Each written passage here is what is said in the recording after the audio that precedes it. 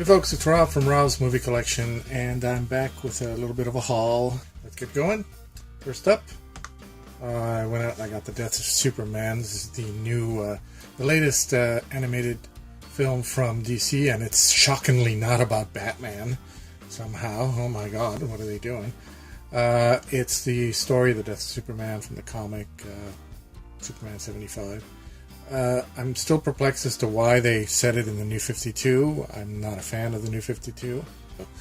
But anyway, I saw enough clips on YouTube that I kind of like the animation. And I do like that in this version, unlike the Superman Doomsday one, which is okay, but it seemed a bit rushed. In this one, they're doing a two-parter, so they're actually doing the whole story with the death of Superman and then later on the reign of the Superman, which is going to come out shortly. So, anyway, I got that. Here's one that I've been wanting for a long time. This one I got from Amazon. I got a bunch of stuff from Amazon. This is called The Rewrite with Hugh Grant and Marissa Tomei. I didn't even see when this came out. I like Hugh Grant. I like Marissa Tomei, but I just completely missed this one. So it's a romantic comedy, and I like romantic comedies. It's fine, and I think he's pretty good, and she's pretty good too. So haven't seen it, so check it out. Hopefully it'll be good. Another one I got from Amazon, Quick Change. This is with Bill Murray and Gina Davis and Randy Quaid before he went insane. Yeah, this is a funny one. This is the one where he robs the bank dressed as a clown. Oops. Right there. Centered. And it's very funny. It's one of those little ones that I don't know how many people remember this one, but I always liked it. I liked it a lot. I liked it better than What About Bob, which was one of my favorites, but this one is really good. And another one here, The Best of the Worst. 12 shockingly bad films. 12 shocking films, so bad they're good. Anyway, I could have sworn for the longest time that I had this. My collection has gotten to the point, I'm sure a lot of you can relate to this, that it's so big that it's now hard to kind of tell what I have. And I have an online list, but still. So I thought I had it. I think what probably happened was whenever I go to Fry's, I just grab a basket and I just chuck in everything that I find even remotely interesting. And then at the end of it, I sit down and I edit. And I take out the stuff that I may not take at that moment and I leave behind. And a lot of times what I leave behind are the little films. Or collections that don't cost a lot. So I got a feeling that I had this in my hand many times, and I kind of put it back several times, and probably so many times that I just in my head thought that I had it. But I'm glad I finally got it. This was an add-on on Amazon, so I didn't know what that was, but apparently you buy a certain amount, and you can add on one of these add-ons for like $3.75 or something like that. So, and this one's got a lot of great ones. The Ape Man, Bela Lugosi one, and Manos, The Hands of Fate, purported to be one of the worst movies ever. So awesome. The Beast of Yucca Flats, just a lot of good stuff here. So we're looking forward to going through those. And then at Fry's, I got this one, Legend, starring Richard Dean Anderson, MacGyver himself, the original MacGyver. I vaguely recall this series being out. I don't think there's that many episodes. I think if there's even 10, I'd be surprised. 12. There you go. Also co-starring Q from Star Trek. But it looks kind of neat, and the description of it in the back, gadgets and gizmos in the Old West. Shades of Wild Wild West. But also reminds me of Briscoe County Jr., which was, influenced by Wild Wild West. But, for $6.99, I thought I'd give it a shot. It would be something fun to watch. And then this one I got at Sears, of all places. There aren't a lot of Sears left, but, and it's not really a place that you would think to go to for movies. And in fact, I wasn't there for movies, but for something else, I happened to come across it. I got this one for Fierce Creatures, because I really like that movie. This is, by the same people who did Fish Called Wanda, and I thought they were very clever. They could have made like a so-so sequel to Fish Called Wanda, but instead they made a completely new movie, and they just all got together, the same actors and the creators and all, and they made a completely new, different movie with new characters, but still all the same actors, and it was great. I really liked it a lot, and I think I might have Splitting Heirs. Opportunity Knocks, I never saw it. I do remember seeing Cross My Heart one time, and all I really remember mostly from it is that Annette O'Toole is topless and fantastic. Sorry, that sounded pervy. But, and also I remember thinking that I really don't need to see Martin Short in a sex scene. So, yeah. But mostly First Creatures, that's what I got that one for. Let's see, and then I got The Towering Inferno. This is from Best Buy. One of Irwin Allen's disaster films from the 70s. I also got Poseidon Adventure in my collection there, and I think he also did Earthquake. But Irwin Allen, he was the master of these disaster films, and they always starred like a big cast of big stars of the time. This one had Steve McQueen and Paul Newman together, and that confused the heck out of me as a kid because I thought they were the same guy. But so it's good to have that. And then I got Ender's Game now, and this is also at Best Buy. Ender's Game, I bought the book, and I wanted to read the book before I saw the movie, but I just haven't gotten around to doing it. I don't know what it is. I want to read more, and I want to read that book, but I don't know, it's the time factor. I just don't seem to have time, or maybe I just don't have peace of mind to sit and read. I don't know, but whatever. I saw this at Best Buy for $5.99. I thought, well, I should just grab it because it's cheap, so check it out. Maybe I still will read the book by the time I get around to watching this. Who knows? Let's see. Here's another thing I got from Amazon. I forgot about this. The Young Indiana Jones Chronicles. The Adventures of the Young Indiana Jones. The Adventures of Young Indiana Jones. Now that I think about it, I thought it used to be called The Young Indiana Jones Chronicles. Well, anyway, Young Indiana Jones. It's the old TV series from the 90s. I love this show. I remember when it first came out, I was like, what? I don't know. These two kids playing Indiana Jones, they seem so different, They were not like River Phoenix in the third movie that you could tell. You could see him. He had Harrison Ford type of personality traits. But I got used to these guys, and it's a great show.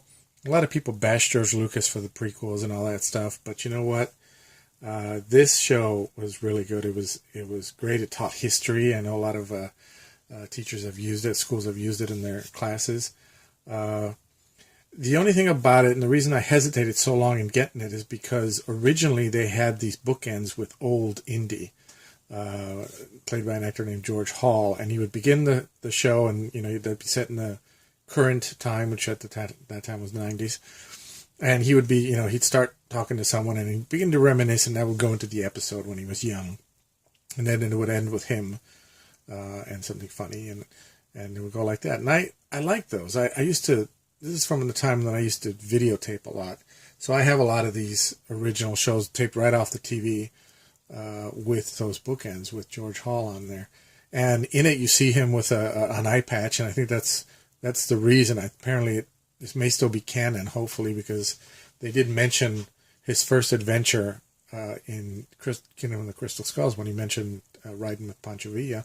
So I think it might still be, even in the Disney era, it might still be canon, because apparently I hear that Indy's going to lose an eye in the next Indiana Jones film, and Old Indy, sure enough, has an eye patch. So we'll see. But apparently these don't come with those bookends. And I hesitated for a long time because of just that. I figured as soon as I get it, they're going to, reissue it. And now it'll be like, oh, now with the bookends. I'm like, damn it. So, but it was pretty affordable on Amazon. And I figured I'm tired of waiting, so I'll just get it. And we'll see what happens. So that's that. And I also got this at Target. One of the good things about every time they release one of these crazy Mission Impossible movies with Tom Cruise is that Target puts out these Mission Impossible TV show seasons for $9.99. Happens every time. I think they just, the rest of the year they just put them away somewhere and wait a couple of years until the next one comes out, and then and based on this current one, I guess we're going to get more of them. So I got season 2. I started with season 2 because I like Peter Graves, and he's not in the first one, but I guess eventually I'll get them. So that's pretty cool. Let's start that. And now, let's see what else here. I was going to say now my bookstore at work, but not yet. Another one at Best Buy I got.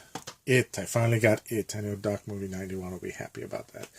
But, yeah, It, the latest Stephen King book. Ooh, 10 minutes, I better get going here. I got the DVD because it has the bonus disc. It has the same bonus disc as the Blu-ray, and that's what I'm all about with the Blu-ray thing. That's why I started getting Blu-rays, because of those bonus discs and all the special features. And this one's got them all, so I figured, well, for $10 extra, it was on sale for $10 less. I'll just get the DVD. I'm fine with the DVD. I don't have a problem with it. Anchorman 2 on Blu-ray. I do have this on DVD, but it's very bare bones, and that's one of the reasons that I got this one, because it's got 3 discs on it, and it's got like a supersized R-rated version, whatever the heck that is, and just a whole bunch of special features. So 763 new jokes. I don't know if that's true, but still. Okay, so now really quick here before I run out of time, from my bookstore at the library, the used bookstore. Well, no, actually, first of all, High Noon, a friend of mine that works at the library with me got it from his other job in his bookstore, and that's got a lot of special features too. Really cool, really great stuff here. Nice little slip cover, pretty good condition. So anyway, and then at my bookstore at the library where I work, I came across Monsters. I've heard this is pretty good. I've seen the sequel a lot at Walmart, but I wanted to see the first one before I tried that, and so I got that one. Just in time for Halloween. Let the Right One In. This is the, I don't know if this, what was the Swedish or, I'm not sure. But anyway, I've seen this one. It's a pretty good vampire movie. It's a little sad at times, but all the vampires. And the Monster Squad. I've heard about this one a lot. Everybody else talks about the Monster Squad. They say it's like the Goonies, but with monsters. Never seen it, but I'm glad I found it over there. 2-disc 20th anniversary edition. That's great. Man on the Moon with Jim Carrey. Yes, very good. Monty Python and the Holy Grail. Special edition again. A lot. Some people are donating a lot of special editions. Look at all this stuff here. That's a lot to have on there. Here's one I came across just today. The Dark Knight Trilogy. This is on Blu-ray. Check this out. It's for $2, people. Got the booklet there, and then you got all the Blu-rays here in mint condition. I mean, really good. Not a scratch on them. Not my favorite Batman. In fact, I think this whole series is a bit overblown. But I do have them on DVD. I think the first 2 have special features. I'm not sure if they're the same ones as these. But the Dark Knight Rises I have on DVD is bare bones. It has nothing, so this one's got special features. Like I say, not my favorite Batman, but okay, yeah, I like it. And for $2, heck, yeah, I'm not going to turn that down. And recently, of course, it was the Criterion sale. I'm sorry, I'm hurrying through this because I'm bearing down in 15 minutes. I kind of skipped the Criterion sale because I wanted to save up some money. And then I walked into my bookstore last week and I found 3 Outlaw Samurai Criterion sale. I don't even know how to pronounce that, but it's Akira Kurosawa, and I like collecting his stuff, so I never even heard of this one, so that's good. Get something new. Letter Never Sent. I read about it in the back, and it seemed kind of interesting. Seen none of these, by the way.